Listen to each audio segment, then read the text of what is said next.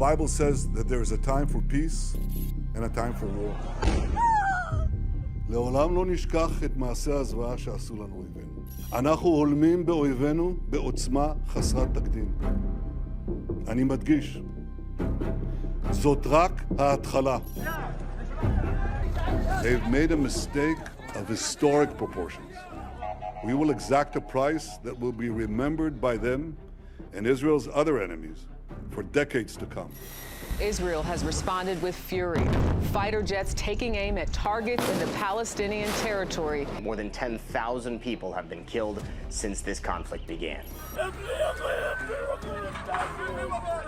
كل الدار فيها 1000 واحد هنا في المنطقة كلهم استشهدوا.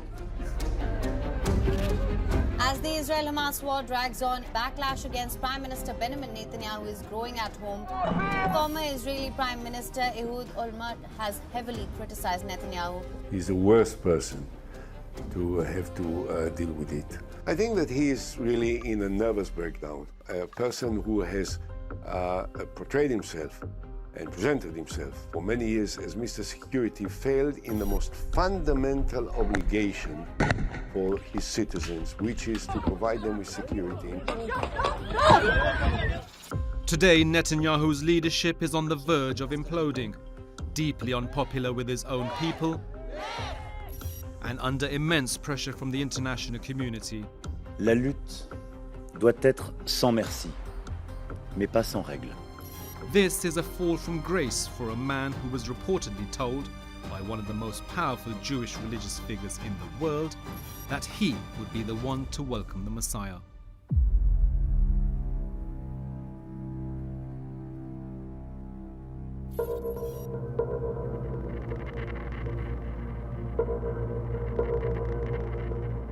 "40 years ago, when Netanyahu was Israel's ambassador to the United Nations, he met Menachem Mendel Schneerson, the leader of the Chabad Lubavitch movement, known simply as the Rebbe. He said, you're going to this house of darkness, the UN, which was very, very unfriendly to Israel at the time. He called it the house of darkness. And he said, even in the greatest darkness, if you light a candle, it spreads a great light that can be seen from afar. The Rebbe reportedly believed Netanyahu had a mission from God to prepare Israel for the coming of the Messiah, or in Hebrew, the Moshiach. Over the next decade, the two men developed a close relationship. Soon after entering Israel's parliament for the first time, Netanyahu paid his respects to his mentor. אני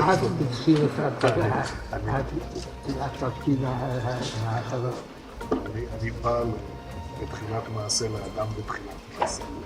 ואני מתכוון לחזור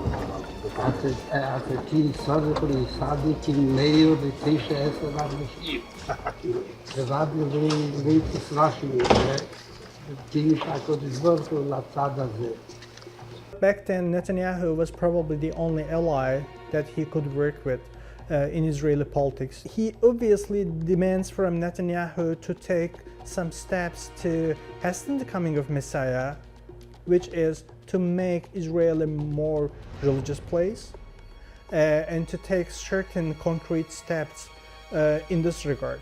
And Netanyahu says, I'm definitely doing that.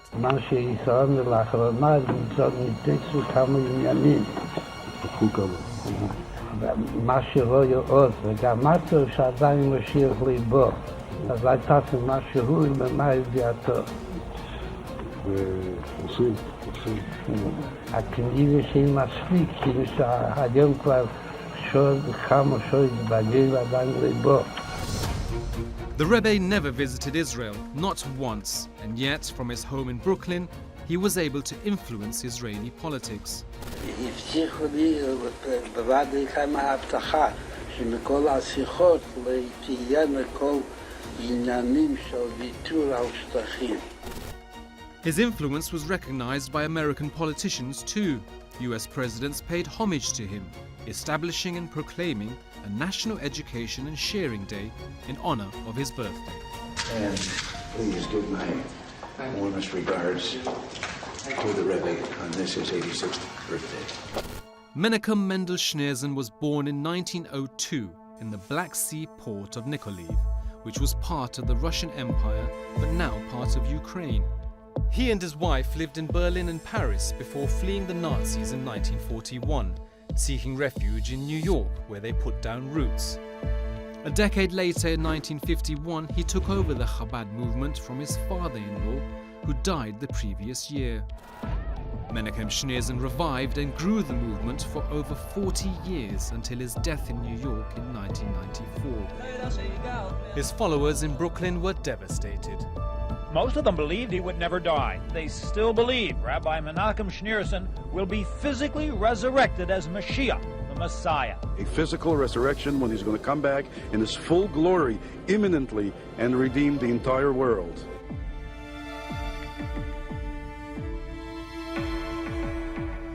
Currently, the center of the Chabadic movement is in Brooklyn, in a neighborhood called Crown Heights. So it is an American movement in terms of its center, but it is also a global movement. One of the biggest purposes of Chabad is to bring those quote-unquote lost Jews back into Judaism. So Chabad has its own rabbis and emissaries appointed all around the world. It is a global movement. Headquartered in Brooklyn, the Chabad movement has a presence in every state in America and in over 100 countries around the world, with a particularly high focus in Europe and in Israel. It has hundreds of thousands of followers and runs synagogues, schools, drug rehabilitation centers, and care homes. On the face of it, the movement has been for the betterment of Jews around the world. But according to one analyst, its modus operandi has provided a template for a terror group. We have good reasons to believe that Fatah got inspired from the Chabad movement. One of the high-ranking members of the Fatah movement was praising the Chabad movement in the sense that the Chabad used to send its emissaries and rabbis all around the world, just like Fatah was doing, sending out teachers to Central Asia and to Africa and to other parts of the world. For over 40 years, the charismatic Rebbe led the movement. His $1 donations, including to Netanyahu, came with a blessing to his followers and a reminder to give to those less fortunate. A couple of years after this meeting, the Rebbe reportedly told a young Netanyahu that he would one day become Prime Minister of Israel and would be the nation's last leader before handing the scepter to the Messiah. This first part of the Rebbe's prediction came true in 1996, when a 47-year-old Benjamin Netanyahu became Prime Minister for the first time. But his government fell just 3 years later. For a while, Netanyahu withdrew from politics. The Rebbe's words faded into history until a decade later, Netanyahu became Prime Minister for a second time. העם רוצה שינוי. העם רוצה ללכת בדרך אחרת. הדרך שלנו ניצחה. היא הדרך שתוביל את העם. Netanyahu's second premiership lasted for over 12 years, until he was eventually ousted by his political opponents. Another setback for anyone who believed in the Rebbe's messianic prophecy. But Netanyahu was back just a few months later, forming a coalition with ultra-Orthodox and religious Zionist parties. He began his third premiership almost exactly a year ago. And it's been a tumultuous year. His hardline government has massively accelerated the construction of Israeli settlements in the West Bank, considered illegal under international law. It's also provoked massive protests by attempting to grab more power for itself at the expense of other branches of government. The protests threatened to bring down Netanyahu's government. But then, on October 7th, everything changed. Breaking news out of Israel this morning, where Hamas has launched a surprise attack. A massive surprise attack. Hundreds of Hamas fighters poured across breached border points. They attacked by air, land and sea, taking Israel by surprise. With many in his own country blaming him for the worst security failure in Israel's history, Netanyahu is once again relying on religious language to rally the country. The Bible says that there is a time for peace and a time for war. This is a time for war. That kind of language is recognized by evangelical Christians in the United States, who are still able to influence US policy in the Middle East. Netanyahu took that Bible verse from Ecclesiastes 3. Netanyahu spent many years living and working in the United States and has always believed in his ability to influence America. אבל אנחנו הולכים למסלול התנגשות עם הממשל האמריקאי. ארצות הברית זה לא מקשה אחת, זה לא מקשה אחת. יש את הסנאט, יש את הקונגרס, יש את הכוח היהודי שהוא עצום, יותר חזק משהיה אי פעם. יש דעת קהל, יש לנו כוחות כבירים בדעת הקהל שמתנגדים למדיניות הזאת, גדולי הפרשנים. אמריקה לא תכפה עלינו דבר, אם לא נפגע. And today, his relationship with President Joe Biden may not be perfect, but that confidence, at least outwardly, is still there. בשיחותיי עם הנשיא ביידן ועם מנהיגים אחרים בעולם, ובמאמצים רבים אחרים, אנחנו מגייסים לישראל תמיכה בינלאומית כבירה. אנחנו מבטיחים את המשך המלחמה עם עוד תחמושת שמגיעה לארץ, עוד אמצעי לחימה. אנחנו נחסל את החמאס, אנחנו נביא ניצחון.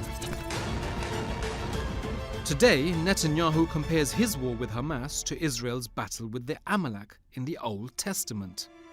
You must remember what Amalek has done to you, says our Holy Bible, and we do remember and we are fighting. The Amalek was one of Israel's arch enemies, and in some parts of the Old Testament, God commanded they should be destroyed. Some commentators believe this is what Netanyahu is signaling with his biblical references. Amalek is a sign of people what was evil people, and they try to take away Jewish people from God, to divide them from God and to take them away from God. He's doing the same thing what Amalek has done. He's doing what Amalek has done. So how he coming to speak in the name of the Torah, in the name of the Jewish religion, when he don't believe in the Torah, he don't believe in God? Benjamin Netanyahu is known to be a secular Jew, but he certainly saw the value in being associated with the Rebbe, whose presence is still felt in Israel even 30 years after his death. Sitting alongside his Zionist and ultra-Orthodox allies, Netanyahu may or may not believe in God, but he certainly believes in retribution, visiting violence of biblical proportions upon the people of Gaza.